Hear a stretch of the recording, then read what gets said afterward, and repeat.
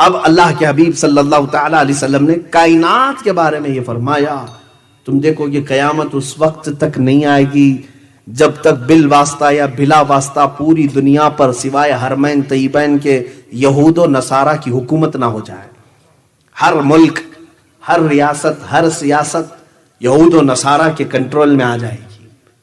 ایک وقت آئے گا یہ، اور ابھی میں سمجھتا ہوں تقریباً ہو چکا۔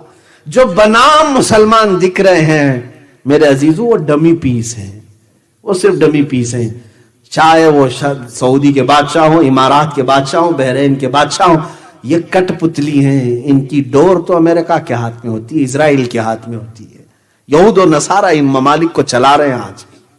کچھ بچے ہوں گے، سب کی بات نہیں کرتا ہوں، کچھ ہو سکتا ہے بچے ہوں گے، لیکن حدیث پاک میں یہ ہے کہ بالواسطہ یا بلا واسطہ پوری دنیا پر، ہاں حرمین طیبین کو چھوڑ کے، یہ میرے آقا نے فرمایا، حرمین طیبین مکہ اور مدینہ چھوڑ کر ساری دنیا پر یہ حکومت کر لیں گے اور یہ حکومت میں آ جائیں گے۔ اور اسی حکومت کے لیے تو یہ اتنا اتھل پتھل چل رہا ہے۔ یہ جو کچھ بھی آپ دیکھ رہے ہیں ون ورلڈ آرڈر نام سے، نیو ورلڈ آرڈر کے نام سے، یہ سب کیا چل رہا ہے؟ میرے عزیزو، یہودی یہ چاہتے ہیں کہ دنیا میں حکومت کرنے کا حق صرف اور صرف یہود کو ہے، باقی سارے لوگ غلام ہیں۔ وہ کہتے ہیں نحن شعب اللہ المختار، ہم اللہ کی پسند کی ہوئی جماعت ہیں۔ وہ عقیدہ یہ رکھتے ہیں ہم کو خاص مٹی سے بنایا گیا ہے، باقی سب کو کچرے سے بنایا گیا ہے۔ یہودیوں کی کتابوں میں موجود ہے یہ بات ہے۔ ہاں یہود یہ کہتے ہیں کہ ہم اللہ کے بیٹے ہیں، ہم اللہ کے محبوب ہیں۔ قرآن میں بھی اللہ تعالیٰ نے فرمایا قالت الیہود نحن ابناء اللہ واحباؤہ، یہود یہ کہتے ہیں ہم اللہ کے بیٹے ہیں اور اس کے محبوب ہیں۔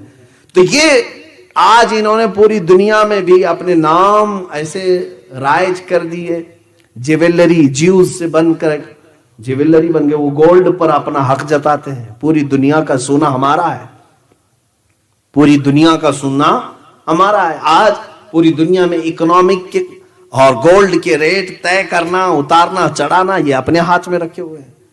پوری دنیا میں آج جس طرح سے یہ جمع کر کے ون ورلڈ آرڈر بنانا چاہتے ہیں۔ ون ورلڈ آرڈر کا مطلب یہ ہے کہ ایک ہی حکومت رہے گی، ایک ہی شہر رہے گا، پوری دنیا ایک ہی حکومت چلے گی، ایک ہی سکہ چلے، ایک ہی لینگویج چلے۔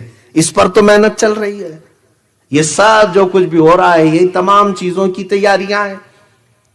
کورونا کے زمانے میں نے ایک میگزین دا اکنامسٹ، اس کے فرنٹ پیج پہ یہ دیکھا تھا every thing under the control.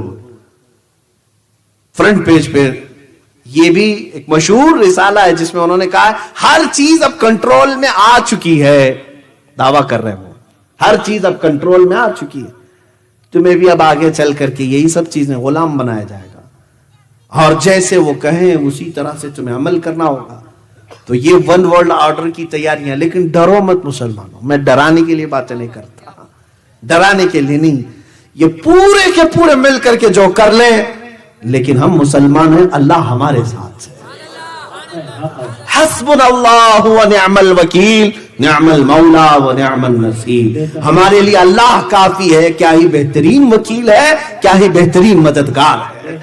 ہم اس کے بندے ہیں، ہم اس کی امداد پر اور اس کی نصرت پر یقین رکھتے ہیں۔ اس نے جگہ جگہ ہمیں جگہ کر کے بیان فرمایا ہے وَكَانَ حَقًّا عَلَيْنَا نَصْرُ الْمُؤْمِنِينَ، اللہ فرماتا میں نے اپنے اوپر لازم کر لیا ہے کہ مومنوں کی مدد کروں گا۔ اللہ نے فرمایا ہے كَتَبَ اللَّهُ لَأَغْلِبَنَّ أَنَا وَرُسُلِي، اللہ نے یہ لکھ دیا ہے کہ اللہ اور اس کے رسول ہی غالب آئیں گے۔ اللہ نے فرمایا ہم لکھ دیے ہیں ہم، اور اللہ تعالیٰ نے فرمایا وَأَنْتُمُ الْأَعْلَوْنَ إِن كُنتُم مُؤْمِنِينَ، تم اگر ایمان کے ساتھ رہو گے بلند تم ہی رہو گے۔ مجھے میرے رب کی ذات پر یقین ہے، انہیں جو کرنا ہے وہ کر لے، اور یہ پہلی بار نہیں کر رہے ہیں، اس سے پہلے بھی کر چکے، 3 بار ہو چکے، تیسری بار ہے، 2 بار آلریڈی کر چکے۔ نمرود کا زمانہ تھا، ایک نمرود ہے، بہت سارے نمرود آئے، اس میں ایک نمرود ایسا تھا جس نے خدا کے ساتھ لڑائی کا ارادہ کر لیا تھا، اسے طاقت بہت زیادہ آ گئی، نشہ چڑھ گیا، تو اس نے سوچا ایک ہی چیز اب کنٹرول میں نہیں آ رہی ہے، وہ کیا ہے؟ سب انسان کنٹرول میں ہے۔ شیر سے لڑ لیتا تھا، جانوروں کو مار ڈالتا تھا، 100 لوگوں سے تنہا لڑتا تھا۔ نمرود جب اتنی طاقت کا غرور آ گیا تو اسے وزیروں نے یہ مشورہ دیا کہ اب ایک ہی چیز بچ گئی ہے، وہ کنٹرول میں نہیں آ رہی، وہ کیا ہے؟ موت۔ موت ہمارے کنٹرول میں نہیں آ رہی ہے، ہاں ہم جب چاہیں تب مرنا چاہیے، نہیں چاہیں تو نہیں مرنا چاہیے، یہ تو نہیں ہو پا رہا ہے۔ کہا یہ کیسے ہوگا؟ کہا یہ خدا دیتا ہے، اس کو ایک بار گرا دو، مار دو تو سارا کنٹرول میں آ جائے گا۔ اس بیوقوف نے کہا کہ ٹھیک ہے، وہ رہتا کہاں ہے؟ اس کے وزیروں نے کہا آسمانوں پر رہتا ہے۔ اس نے بلڈنگ بنانا شروع کر دیا، بہت بڑی بلڈنگ بنایا، ہو سکتا ہے اس وقت کی ورلڈ ٹریڈ سینٹر کی طرح ہو، بڑی عمارت بنائی۔ یہ اسرائیلی کتابوں میں موجود بات بتا رہا ہوں، میرے اسلامی روایات کی بات نہیں کر رہا ہوں۔ اس نے بنایا اور پھر سارے لوگوں کو فوج کے طور پر تیار کیا۔ ون ورلڈ آرڈر، وہاں پر بھی یہی تھا، سب کی لینگویج ایک، سکہ ایک، زبان سب کی ایک، سب پورے انسانوں کو جمع کر کے کہا طاقت بناؤ، طاقت بناؤ۔ کیوں؟ خدا سے لڑنا ہے، اللہ سے لڑنا ہے۔ ایک بار اس کو ہم گرا دیں تو موت و حیات ہمارے کنٹرول میں ہوگی۔ ایک بار جنگ کرنا ہے، سب مل کے جنگ کریں گے، اور سب کو اس نے وعدہ بھی کیا تھا جو جو جنگ میں ساتھ دیں گے، کسی کو 1000 سال جینے دے دوں گا، کسی کو 50,000 سال دے دوں گا۔ یہ بڑے بڑے، جیسے ہمارا پرائم منسٹر وعدے کرتا ہے 15-15 لاکھ کے، اس طرح کے ہو سکتا ہے نمرود نے بڑے بڑے وعدے کیے تھے، اور سب بیچارے بیوقوف بن کر کے محنت کر رہے تھے، صبح سے شام تک بلڈنگ بنایا اور اوپر چڑھا۔ اور اسرائیلی روایات میں موجود ہے کہ اللہ رب العزت، یہ انجیل کے بعض نسخوں کے متعلق عیسائی خود بیان کرتے ہیں اس چیز کو، اللہ نے فرمایا اپنے ایک فرشتے کو، اس کے کروڑوں فرشتے ہیں، کروڑوں بلکہ لا تعداد فرشتے ہیں۔ ارے میاں بارش جو برستی ہے، آپ کیا سمجھتے ہیں بارش اچانک دروازے کھول کے برسائی جاتی ہے؟ ابن عباس فرماتے ہیں بارش کا ہر قطرہ ایک ایک فرشتہ زمین پر رکھ کر جاتا ہے۔ فرشتوں کی تعداد کہاں سے تم اندازہ کر سکو گے؟ ہزاروں کروڑوں فرشتے اللہ کے ہیں، ان میں سے ایک فرشتے کو اللہ نے بلایا اور کہا اے فرشتے آؤ ذرا ہم بھی دیکھیں، ایک بندے نے ہم سے لڑائی کا ارادہ کیا ہے۔ فرشتے کو بھیجا، جا تو دنیا میں اس کی خبر لے آ، زمین سے اس کی خبر لے آ۔ فرشتہ اترا، صرف اپنے پر ہلایا اور چیخ مارا، ساری بلڈنگ زمین پر آ گئی اور سب کے سب تہس نہس ہو گئے، اور اوپر بیٹھا ہوا پی ایم بھی نیچے آ گیا۔ اب پتہ نہیں کہاں وہ چلا گیا، اس کی تاریخ میں کوئی نشانات نہیں۔ تو یہ ون ورلڈ آرڈر کا ایک بار کھیل چکے، وہ سوچتے ہیں کہ ٹرائی کیے تھے لیکن ناکام ہوئے تھے، سیکنڈ بار ٹرائی کرتے ہیں، اس لیے اب خلا میں جا رہے ہیں، اسپیس پہ جا رہے ہیں، ڈھونڈ کے آتے ہیں۔ چاند میں دکھتا ہے کہ خدا یہ بھی دیکھنے کی کوشش کی اور اوپر جانے کی کوششیں ہیں، شاید ہو سکتا ہے پوری دنیا کو فوج بنانا چاہیں، سب کو ملا کر کے one language, one currency, one world order, یہ سب بنا لیں۔ میرے عزیزو، خدائی طاقت کا کوئی مقابلہ ہو سکتا ہے؟ اے میرے عزیزو، اللہ کی طاقت کروڑوں درجے بھی میں مثال نہیں دے سکتا، تم اس کی پیدا کی ہوئے ایک محمد کا مقابلہ نہیں کر سکتے۔ صلی اللہ تعالی علیہ وآلہ وسلم۔ عزیزان گرامی مقام، رب تبارک و تعالی وہ ان تمام چیزوں سے بے نیاز ہے، ہاں بندہ ہو کر کے اس سے کوئی مقابلہ کر ہی نہیں سکتا۔ بات میری یہ چل رہی تھی، یہود و نصارہ پوری دنیا پر غلبہ حاصل کرنا چاہتے ہیں صرف اس لیے۔ اچھا ایک ان کی کمزوری میں بتاؤں، ویک پوائنٹ، میں نے یہودیوں کے متعلق بہت کافی دنوں تک پڑھ کر کے ان کو دیکھا ہے۔ ان کا ایک ویک پوائنٹ ہے، یہ مرنا نہیں چاہتے، ہاں اس سے ان کو ڈر بہت ہے، اور یہی چیز قرآن میں بھی اللہ نے فرمایا۔ اللہ تعالیٰ فرماتا ہے فَتَمَنَّوُا الْمَوْتِ، اگر تم اللہ کے محبوب ہو، اس کے بیٹے ہو، تو موت کی تمنا کر کے دکھاؤ۔ لیکن وہ مرنا ہی نہیں چاہتے، ہرگز نہیں، بلکہ وہ آپس میں ایک دوسرے کو سلام کیا کرتے ہیں؟ زی 1000 سال، زی 1000 سال، 1000 سال جیو بھائی، 1000 سال جیو بھائی۔ جیتا کوئی نہیں ہے 100 سال بھی، لیکن سلام بھی ان کا یہی ہے، 1000 سال جیو، 1000 سال۔ وہ حریص ہیں کس کے؟ جینے کے، مرنا نہیں چاہتے، اور وہ پوری ٹیکنالوجی آج یوز کر کے جو چیز نکالنا چاہ رہے ہیں وہ یہی ہے کہ موت سے کوئی چھٹکارا مل جائے، ڈپلیکیٹ ہارٹ بن جائے، کچھ دوسرا اس کا یعنی الٹرنیٹ مل جائے کہ لائف اور بڑھائی جا سکے، لیکن اب تک نہیں کر سکے، اب تک نہیں کر سکے۔ ارے یہ لوگ روبوٹ تو بنا لیے لیکن اپنی سانسیں بڑھا نہیں سکے، اپنی سانسیں نہیں بڑھا سکے۔ کیونکہ قرآن میں وعدہ ہے، میرے رب نے فرمایا اذا جاء اجلهم فلا يستأخرون ساعة ولا يستقدمون، جب وہ وقت مقرر آ جائے ایک آن نہ پہلے آئے گی نہ ایک آن بعد میں آئے گی۔ وہ رب تعالیٰ کا وعدہ ہے، تم ہزار جتن کر لو اس سے نہیں بچ سکتے۔ اب ہمارا کانفیڈنس اس سے بھی بڑھ کر کے اس لیے ہونا چاہیے کہ کائنات میں اگر اللہ کے بعد سب سے بڑا مرتبہ کسی کا تھا تو میرے آقا محمد رسول اللہ صلی اللہ علیہ وسلم کا۔ جب رسول پاک بھی موت کے مرحلے سے گزر چکے، اب بچا کون ہے؟ اب بچا کون ہے؟ اللہ تعالیٰ کو اگر موت نہیں دینا ہوتا تو اپنے محبوب کو نہیں دیتا، لیکن ان کو بھی موت کے مرحلے سے گزارا، اس کا مطلب ہے اب دنیا میں کوئی نہیں بچنا ہے۔ یہود و نصارہ اس کی خواہش کرتے ہیں کہ وہ موت سے بچ جائیں اور پوری دنیا میں کنٹرول حاصل کریں۔ اب تمہیں ان کے درمیان رہ کر کیا کرنا چاہیے وہ میں بتاتا ہوں میرے عزیزوں۔ اب یہ حالات جو ہے بڑھتے چلے جائیں گے، ہو سکتا ہے انہوں نے پوری دنیا کو غلبہ میں لینے کے لیے ہزار جتن کر لیے۔ ابھی جو حالات ہیں کرنٹ ایشوز، اس میں تو یہ ہے کہ حضور اکرم صلی اللہ تعالیٰ علیہ وسلم کی وہ حدیث بھی صادق نظر آ رہی، عمران بیت المقدس خراب یثرب و خراب یثرب ظہور الملحمۃ۔ حضور صلی اللہ علیہ وسلم فرماتے ہیں بیت المقدس آباد کر دیا جائے گا، مدینے کو ویران کر دیا جائے گا۔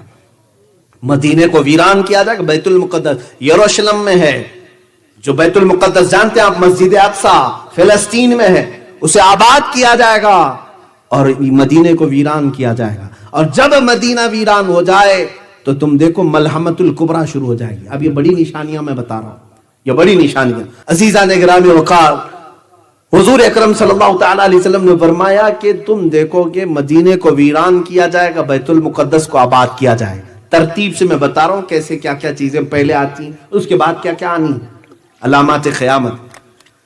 مدینہ جیسی ویران ہوگا، ملحمۃ الکبریٰ شروع ہو جائے گی۔ یہ کیا ہے میں اس کی ڈیٹیل بتاتا ہوں۔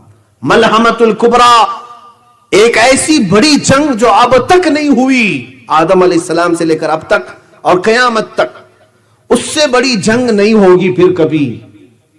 یہ ملحمۃ الکبریٰ یہ کہاں ہوگی؟ یہ تک میرے آقا نے فرمایا ملک شام دمشق کا رابط ایک جگہ کا علاقہ ہے، وہاں مسلمان جماعتوں کا پڑاؤ ہوگا، ملحمۃ الکبریٰ شروع ہوگی۔ پھر اس کے بعد حضور صلی اللہ تعالیٰ علیہ وسلم فرماتے ہیں ملحمۃ الکبریٰ جیسی ہی ختم ہوگی، یہ جنگ ختم ہوگی، قسطنطنیہ فتح ہو جائے گا۔ قسطنطنیہ استنبول کو کہتے ہیں، ٹرکی میں جو ہے۔ یہ ہو سکتا ہے کافروں کے ہاتھ میں چلا جائے، ابھی تو فی الحال اسلامی حکومت میں ہے، مسلمانوں کے پاس سیکولر حکومت ہے، مسلمانی حکومت، اسلامی حکومت تو نہیں کہتے، کیونکہ ٹرکی کا آئین یہ بتاتا ہے کہ وہاں کوئی اسلام نہیں ہے، وہ سیکولر ہے۔ فی الحال حضور اکرم صلی اللہ تعالیٰ علیہ وسلم نے فرمایا قسطنطنیہ فتح ہوگا، اور جیسے ہی قسطنطنیہ فتح ہوگا تم دیکھو گے دجال ظاہر ہو جائے گا، دجال نکلے گا۔ یہ دجال کیا ہے؟ اب یہ سب چیزیں اتنی بڑی ہیں میرے عزیزوں، خود اپنے آپ میں ایک بڑا ٹاپک ہے۔ ہمارے محبان گرامی بزم قادریہ والوں نے سوچا ہوگا کہ شاید یہ سب ملا کر کے 10-15 منٹ میں ہو جائے، اسی لیے علامات قیامت اتنا بڑا ٹاپک مجھے دے کر کے بٹھایا ہے، اور میں ابھی طالب علم ہی ہوں اس زمانے میں، اس میں یہ سب علوم کا میں ابھی طالب علم ہوں، ابھی پڑھ ہی رہا ہوں میں۔ بہرحال جتنا پڑھ چکا اس میں سے جو مجھے یاد رہ گیا وہ عرض تو کروں گا ہی۔ یہ 5 چیزیں ہو گئی، مدینے کی ویرانی، بیت المقدس کی آبادی، بیت المقدس کی آبادی کے بعد ملحمۃ الکبریٰ کا ظہور، ملحمۃ الکبریٰ کے بعد قسطنطنیہ کی فتح، قسطنطنیہ کے بعد دجال کا ظہور۔ یہی وہ زمانہ ہوگا جب امام مہدی بھی آئیں گے اور حضرت عیسیٰ علیہ السلام کا نزول بھی۔ ایک ساتھ یہ نشانیاں ایسی آئیں گی کہ پے در پے وقت نہیں ملے گا کسی کو۔ جب بڑی نشانیاں ظاہر ہوں گی وقت کسی کے پاس نہیں ہوگا، پے در پے آئیں گی۔ فرمایا ایسے جیسے تم وضو کے لیے ہاتھ دھوتے ہو، ایک ہاتھ دھونے کے بعد دوسرے ہاتھ کی فکر ہوتی ہے، اتنی جلدی جلدی جیسے ہم سیدھا ہاتھ دھوئے تو فوراً اس کے بعد ہم نہ کلی کرنے جاتے، ناک میں پانی چڑھانے جاتے، ہم کو فکر ہے کہ اس کے بعد دوسرا ہاتھ دھونا ہے۔ فرمایا گیا ایسی ہی بڑی نشانیاں ایک کے بعد دیگرے فوراً ظاہر ہوں گے۔ اب مدینے کی ویرانی سے کیا مطلب ہے میرے عزیزو؟ اس کے کئی معنی مفسرین نے فرمائے ہیں کہ لوگ وہاں پر عبادتوں سے عاری ہو سکتے ہیں، عبادتوں سے عاری ہو کر دنیا پرست ہو جائیں اور مدینہ چھوڑ کر کے رخصت ہونے لگ جائیں، جیسے کہ آج سعودی اس بات کی طرف رواں دواں ہیں، وہ بھی عیاشی کے لیے دوسری کنٹریز کا سفر کرنے پر تیار ہے۔ مدینہ رسول کوئی چھوڑنا نہیں چاہتا تھا پہلے سے بھی، آج بھی مدینے والوں کا دل وہاں لگا ہوا ہوتا ہے، لیکن ہو سکتا ہے زمانے کی نیرنگیاں ایسی ہیں کہ وہاں کے بچوں کو بھی اب میں نشہ کرتے ہوئے دیکھ رہا ہوں۔ ہاں، مکہ اور مدینے کے بازاروں میں ان ظالموں نے چرس پہنچایا ہے، سب پہنچا دیا ہے۔ کہنے کو تو منشیات پر وہاں قتل کی سزا ہے، لیکن پہنچایا تو سب کے گھروں میں ہے۔ وہاں کے نوجوان بچوں کو بھی نشہ کا ایڈکٹ بنایا ہے۔ ہو سکتا ہے اسی وجہ سے وہاں کے ظالم بادشاہ کے بیٹے کو آج وہاں کی نوجوان قوم پسند کرتی ہے۔ اس کی وجہ یہی ہے کہ یہ زیادہ ماڈرنٹی کی طرف بلاتا ہے، ننگے پن کی طرف۔ بلکہ مجھے حیرت ہوئی، آج میں یہ خبر بھی سنا کہ وہ اس بات کو ڈینائی کر رہے ہیں، we are not defender of Islam, ہم اسلام کے ڈیفینس کرنے والے لوگ نہیں ہیں۔ وہ فخر سے کہہ رہے ہیں اس بات کو، ہم ڈیفینڈر نہیں ہیں۔ عزیزان گرامی، یہی عرب میں حضور اکرم صلی اللہ تعالی علیہ وسلم کی ایک حدیث سن لو، ویل للعرب من شر قد اقترب۔ حضور فرماتے ہیں عرب کے لیے ہلاکت ہو، عرب کے لیے بربادی ہو، وہ اس شر کی وجہ سے جو بہت قریب آ رہی ہے۔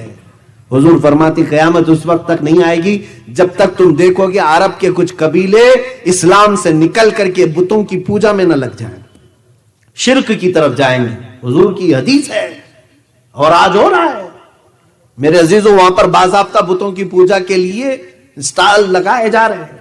بہت قریب ہم آ چکے ہیں، قیامت کے بہت قریب آ چکے ہیں۔ جتنی حدیث میں یہ باتیں بتائی گئی تھی وہ ایسی رونما ہو رہی ہیں، اللہ کی پناہ۔ اب سعودی عرب وہ نہیں رہ گیا جو حجاز تھا، جو عرب شریف تھا۔ اب تو وہاں پر سارے گناہوں کی اجازتیں کھلے عام ملنے لگ جائیں گی۔ وہاں عورتیں اب پردے کی پابند نہیں ہوں گی، نمازوں کی پابندیوں پر وہ سختی نہیں رہ جائے گی۔ سینما تھیٹر کھل گئے، بار بھی کھل گئے، شراب بھی آ جائے گی۔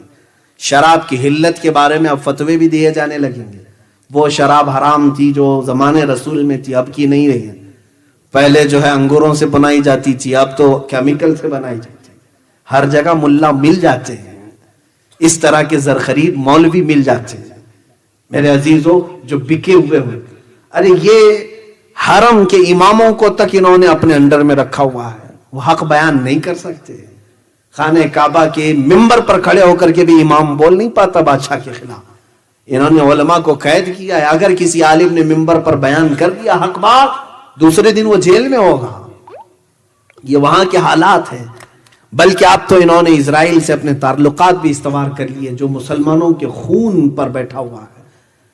وہ اسرائیل جس کے متعلق وہ یہود، میں یہودی ان ظالموں کے بارے میں کہہ رہا ہوں جن کے بارے میں قرآن نے کہا غیر المغضوب علیہم ولا الضالین، اے اللہ ہمیں ان کے راستے پر نہ چلا جن پر تیرا غضب ہوا ہے۔ کس پر غضب ہوا ہے؟ قوم یہود پر۔ اور لوگ مجھے کہتے ہیں آپ اتنا زیادہ ایک قوم کو ٹارگٹ کر کے بولتے ہیں، تو میں کہا میں نہیں بولتا ہوں، قرآن کہہ رہا ہے، قرآن جگہ جگہ فرما رہا ہے وَبَاءُوا بِغَضَبٍ مِّنَ اللَّهِ، وہ اللہ کے غضب میں لوٹے ہوئے ہیں۔ یہی یہود کے بارے میں اللہ فرماتا ہے يَقْتُلُونَ النَّبِيِّينَ بِغَيْرِ حق، یہ نبیوں کا قتل کرتے تھے، نا حق قتل کرتے تھے۔ قرآن کی یہ آیات بتا رہی میرے عزیز۔ یہودیوں کے متعلق بولنے سے اب یہ لوگ ہم سے کہتے ہیں کہ زیادہ نہ بولیں آپ ایک قوم کے خلاف۔ میرا مذہبی ہے، میری نمازی نہیں ہوتی اس وقت تک جب تک میں یہ دعا نہ کر لوں، اے اللہ مجھے اس مغضوب قوم کی راستے پر نہ چلا۔ مجھے تو یہ دعا کرنی ہوتی ہے ہر رکعت میں، اگر نہ بولوں تو پھر میرا اسلام ہی نہیں ہے۔ عزیزان گرامی وقار، اپنی قوم کو ان تمام شر اور فتن سے آگاہ کرنا ہر عالم کی ذمہ داری ہے، ہر عالم کی ذمہ داری ہے۔ اب میں بات جو عرض کر رہا تھا وہ یہ ہے کہ مدینے کی ویرانی کیسے ہوگی؟ ہو سکتا ہے عبادات سے وہ عاری ہو جائیں گے، لوگ وہاں چھوڑ کر چلے جائیں۔ یہاں تک کہ ایک حدیث میں یہ بھی ملتا ہے کہ تم دیکھو کہ مسجد نبوی میں درندہ آ جائے گا۔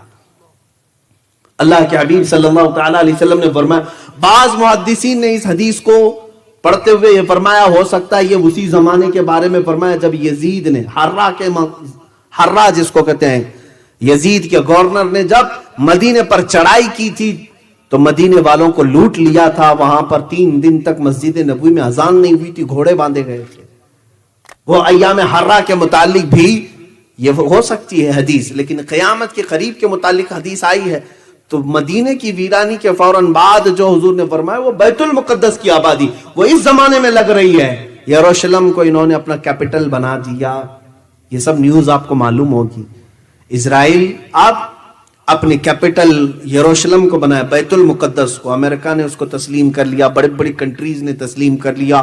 آج تک یہ معمہ تھا, آج تک یہ جو ہے لائن حل مسئلہ تھا کہ فلسطین اور اسرائیل کے درمیان یہ پہلے سے اقوام متحدہ جو UN ہے وہ اس کو تسلیم نہیں کرتا کہ تل اویو جو اسرائیل کا کیپٹل تھا وہیں تم رہو. لیکن آج اس نے دادا گیری کر کے بیت المقدس پر ہم قبضہ کر لیا اور اپنی سفارت خانے بھی دوسری کنٹریز کے وہاں منتقل کر دیے, اپنا کیپٹل بنا دیا.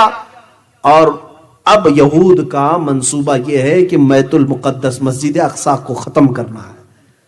وہاں پر انہوں نے جعلی ارتھ کویک بھی لائے, زلزلے لا کر کے کسی طرح مسجد گر جائے. اس کے بعد ان کو ہیکل سلیمانی بنانا ہے, 3rd ٹیمپل اس کو کہیں گے, یہ بنانا ہے.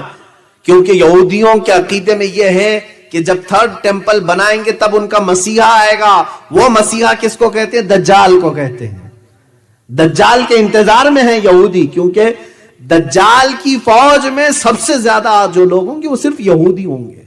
یہودی اس کے انتظار میں روزانہ نہ جانے کیا کیا بلی چڑھاتے ہیں, تسبیح پڑھتے ہیں, اس کے آنے کے انتظار میں دعائیں کرتے ہیں. دیکھیں مسیحا کا لفظ جو ہے 3 بڑے مذہبوں میں ملتا ہے, یہودیوں کے مذہب میں, عیسائیوں کے مذہب میں اور ہمارے مذہب میں بھی مسیحا کا لفظ, لیکن ڈیفرنٹ ہے. سوچنے کی فکر کرنے کی طریقے الگ الگ ہے. یہودی دجال کو مسیحا سمجھتے ہیں اور مسلمان اور عیسائی عیسیٰ علیہ السلام کو مسیحا سمجھتے ہیں. ہم بھی عیسیٰ علیہ السلام کے انتظار میں ہیں, عیسائی بھی انتظار میں ہیں. بعض عیسائی, بعض تو یہ کہتے ہیں کہ وہ مصلوب ہو گئے, قتل ہو گئے, ان کو پھانسی دے دی گئی. لیکن بعض ان میں بھی بہت ساری فرقے ہیں, آرتھوڈکس ہیں, کیتھولک ہیں, پروٹسٹنٹ ہیں, سب کے عقیدے اپنے اپنے الگ الگ بنے ہوئے ہیں. انجیلوں کی بھی قسمیں الگ الگ ہو گئی, بائبل کی کتنی. بہرحال ایک متفقہ عقیدہ یہ ہے کہ عیسیٰ علیہ السلام دوبارہ آئیں گے, اور مسلمانوں میں تو سب میں اتفاق ہے. حضور نے فرمایا قیامت اس وقت تک نہیں آئے گی جب تک عیسیٰ ابن مریم نازل نہ ہو جائے. حضور نے فرما بھی دیا ہے کہاں آئیں گے, کیسے آئیں گے. دمشق میں آئیں گے, ملک شام میں عیسیٰ علیہ السلام وہاں آئیں گے. اب یہ بعد کی باتیں ہیں, یہ علامات. اور تو یہاں بات تھی بیت المقدس کی آبادی. 2 لاکھ بستیاں ابھی یہودیوں نے بنائی, جہاں پر بینڈ تھا 2 لاکھ لوگوں کو بسا دیا. یہ آباد کرتے جا رہے ہیں, اور سارے 5 سٹار ہوٹل یروشلم کی طرف جا رہے ہیں. یہ بیت المقدس کی آبادی ہے. فرمایا گیا تھا جو حدیث میں کہ بیت المقدس آباد ہوگا, مدینے کو ویران کیا جائے گا. سوچو آپ, یہ تو میں صرف گیس کر کے آپ کو قریب کرنا چاہ رہا ہوں. اس کے بعد ان لوگوں نے ساری ملٹی نیشنل کمپنیاں جتنی بھی ورلڈ کی ہیں ان سب کا سینٹر انہیں اسرائیل میں بنانا ہے, یروشلم میں بنانا ہے. چند دنوں کے بعد آپ دیکھو گے یہ جو سپر پاور ہیں یہ بھی سب ٹوٹ کر بکھر جائیں گے, اور 1 ورلڈ آرڈر کے اعتبار سے سب اسرائیل کی طرف منتقل ہو جائیں گے. سب کو وہ اپنا کرتا دھرتا اسی کو ماننا شروع کر دیں گے. بہرحال یہ وہاں کے ایک عالم نے بھی خود بیان کیا ہے, یہودی عالم نے, وہ ربی ہے, اس نے خود بیان کیا ہے کہ ہمارے نیکسٹ پلان کیا کیا ہیں. بہرحال اگر ہم بیان کریں تو کون سا قصور ہے. عزیزان گرامی وقار, یہ بیت المقدس کی آبادی, مدینے کی ویرانی کے بعد جو ملحمت الکبریٰ ہے وہ کیا ہے سنیں. ایک جنگ ہوگی, بہت بڑی جنگ, جس کا ذکر ان کی مقدس کتابوں میں بھی آیا ہے, جس کو ہرمجدون کہا گیا اردو میں, اور انگلش میں ارمیگڈون کہتے ہیں. ارمیگڈون تلاش کر لینا میرے بچوں, اس کو پڑھو, آپ تحقیق کرو قیامت آنے سے پہلے کیا کیا ہوگا. یہ سب میرے آقا مخبر صادق صلی اللہ علیہ وسلم نے بیان کیا. یہ جنگ اتنی خطرناک ہوگی. حضور پاک صلی اللہ علیہ وسلم فرماتے ہیں اسلام کے مخالف جو لوگ آئیں گے وہ 80 جھنڈوں کے نیچے آئیں گے. ہر جھنڈے کے نیچے 12,000 کی فوج ہوگی. تعداد بھی میرے آقا نے بیان کی. اس اعتبار سے دیکھا جائے کیلکولیشن کر کے 9,60,000 کی فوج تم سے لڑنے کے لیے آئے گی۔ اب یہ مسلمانوں کے لیے بڑا ہی سخت ترین دن ہوگا۔ یہ سب ہانکے جائیں گے ملک شام کی طرف، لوگ ہجرت کر رہے ہوں گے اور مسلمان سب ایک جگہ جمع ہو جائیں گے دمشق میں اور ان سے مقابلہ کر رہے ہوں گے۔ اب سنو، اس جنگ کے متعلق میرے آقا نے فرمایا ملحمۃ الکبریٰ جب شروع ہوگی تو مسلمانوں کی طرف میں جتنے ہوں گے اس میں سے 1/3 میدان چھوڑ کے بھاگ جائیں گے۔ 1/3 1/3 لوگ میدان چھوڑ کر بھاگ جائیں گے کافروں سے ڈر کر کے۔ اب میرے آقا نے فرمایا یہ وہ لوگ ہوں گے اللہ ان کی توبہ کبھی قبول نہیں کرے گا، ان کے لیے جہنم لکھ دی جائے گی۔ وہ دنیا کے سب سے مردود قسم کے لوگ ہوں گے جو دھتکارے ہوئے ہوں گے، جو میدان چھوڑ کر کے ہٹا۔ اسی لیے میرے عزیزو آج سے ہی پریکٹس کرو، میدان چھوڑ کے جانا نہیں ہے۔ ہاں ہمیں ڈٹے رہنا ہے، ہم جس دین پر قائم ہیں یہ دین ہلکا نہیں جو پتنگوں سے اڑ جائے۔ ہم دین اسلام سے وابستہ ہیں جس کی جڑیں تحت الثری میں ہیں اور شاخیں اوج ثریا پر ہیں۔ ہم اس دین کے سے وابستہ ہیں، ہمیں ہلا نہیں سکے گا کوئی۔ ہاں یہ بات اور ہے کہ کوئی منافق ہو تو میدان چھوڑ کے بھاگے گا، وہ 1/3 میدان چھوڑ کے چلے جائیں، اب بچیں گے 2/3۔ اب اس میں کیا ہوگا فرماتے ہیں میرے آقا صلی اللہ علیہ وسلم، پھر 1/3 ایسی ہوگی جو سامنے کافر ان کو مار ڈالیں گے، شہید ہو جائیں گے، قتل ہو جائیں گے۔ 1/3 بھاگ جائے، 1/3 قتل ہو جائے، کیسی آزمائش کا دن ہوگا، کیسے امتحان کا دن ہوگا۔ میرے آقا فرماتے ہیں تم دیکھنا یہ وہ شہید ہوں گے جو روئے زمین پر سب سے افضل شہید ہوں گے، افضل شہید ہوں گے۔ اور اس کے بعد جو بچ جاتے ہیں آخر میں وہ 1/3 جو تیسرے ہیں، رسول پاک صلی اللہ تعالی علیہ وسلم فرماتے ہیں ان کو اللہ تبارک و تعالی فتح مبین عطا فرمائے گا۔ یہ ملحمۃ الکبریٰ ہے، وقت ہو چکا ہے۔ رسول پاک صلی اللہ تعالی علیہ وسلم نے فرمایا یہ ملحمۃ الکبریٰ۔ اس کے بعد مسلمان 1/3 جو وہ بچے ہوں گے وہاں سے نکلیں گے، فتح قسطنطنیہ ہوگا اور اس کے فوراً بعد دجال ظاہر ہوگا۔ دجال کیا ہے؟ یہ دنیا کا سب سے بڑا فتنہ، آدم علیہ السلام سے لے کر قیامت تک اتنا بڑا فتنہ نہیں آیا زمین پر جتنا دجال کے زمانے میں آئے گا۔ خود میرے آقا صلی اللہ تعالی علیہ وسلم نمازوں میں یا دیگر اذکار کے موقع پر دعا کرتے تھے، اللہم انا نعوذ بک من فتنۃ المسیح الدجال، اے اللہ ہم تیری پناہ مانگتے ہیں مسیح دجال کے فتنے سے۔ وہ اتنا بڑا فتنہ ہوگا کہ آئے گا لوگوں کے پاس اور ان کے سامنے پیش کرے گا میں خدا ہوں، اپنے ایک ہاتھ میں جنت دکھا رہا ہوگا، ایک ہاتھ میں دوزخ دکھا رہا ہوگا، اس میں بھڑکتی ہوئی آگ ہوگی، اور جنت جو دکھا رہا ہے اس میں ہرے ہرے باغات اور پھول، قسم قسم کی مٹھائیاں، نعمتیں ہوں گی۔ حضور فرماتے ہیں کہ تم اس کی جہنم کو لے لینا، وہ جو آگ دکھا رہا ہے اس کو لے لینا، اس لیے کہ وہ حقیقت میں نعمتیں ہوں گی اللہ کے پاس، اور اس کی جنت کو اگر تم نے قبول کر لیا تو تم حقیقی دوزخ میں چلے جاؤ گے۔ وہ تمہیں کہے گا تم مان لو کہ میں خدا ہوں جس کے تم سجدے کرتے تھے، میں آسمانوں سے اتر آیا ہوں، میں عبادت کے لائق ہوں، تم مجھے سجدہ کرو، عبادت کرو۔ میں سمجھ نہیں پاتا آج بعض لوگ جو جھاڑ کے لیے جھک جاتے ہیں، پتھروں کے پاس جھک جاتے ہیں، چھوٹی سی بیماریوں میں اگر کوئی بابا پھک مارے اس کو خدا مان لیتے ہیں، پھر دجال کو پتہ نہیں کیا کیا مانیں گے وہ لوگ، کیونکہ دجال بارش برسا کے دکھائے گا، زمین سے سبزے اگا کر دکھائے گا، مردے کو زندہ کر کے دکھا دے گا، یہ بڑی بڑی چیزیں۔ تو جو جاہل ہیں وہ جٹ والے باباؤں کو اللہ کا ولی بول دیتے ہیں، تو دجال کو پتہ نہیں کیا کہہ دیں گے، کتنے القاب سے اسے نواز دیں گے کہ یہ تو اس کو پیر بنا لیں گے۔ ایسے وقت میں ایمان کی آزمائش ہوگی، بہت سارے ایمان چھوڑ دیں گے اور اس کو خدا مان لیں گے، اور یہ سب سے بڑا فتنہ ہوگا دنیا کا، اور دجال لوگوں کی ایمان خرید رہا ہوگا۔ لیکن جو مخلص مومن ہے، جو صرف اللہ پر ایمان رکھتا ہے، وہ ان کے عجائبات پر ٹس سے مس نہیں ہوگا، یہاں تک کہ اسے وہ گرم کھولتے ہوئے تیل میں بھی ڈالے گا تب بھی وہ لا الہ الا اللہ ہی کہہ رہا ہوگا۔ عزیزان اکرامی، یہ دجال کا فتنہ جیسے ہی ختم ہوگا، یہ کیسے ختم ہوگا؟ حضرت عیسیٰ علیہ السلام کے ذریعے سے اللہ تعالیٰ عیسیٰ علیہ السلام کو اتارے گا، ان کی خوشبو سے وہ پگھل رہا ہوگا، ان کی خوشبو سے پگھل رہا ہوگا، 40 ہی دن دنیا میں وہ رہے گا لیکن فتنہ مچائے گا. بعض نے کہا ہے کہ 7 سال رہے گا. بہرحال لیکن بڑا فتنہ کرے گا, لوگوں کو بہکائے گا, اور اس کے بعد عیسیٰ علیہ السلام اپنی تیر سے مقام لد میں اسے ماریں گے. لد یہ اسرائیل میں ایک جگہ ہے, وہاں اسے قتل کریں گے. اس کے بعد اب جو خوشی کی بات ہے, قیامت سے پہلے اتنی باتیں علامات آپ نے سنی, سب میں ڈر ہی لگا. لیکن خوشخبری کی بات یہ ہے, میرے آقا فرماتے ہیں اس کے بعد پوری دنیا میں صرف پرچم اسلام لہرائے گا. جو اللہ کا وعدہ ہے, وہ الذی ارسل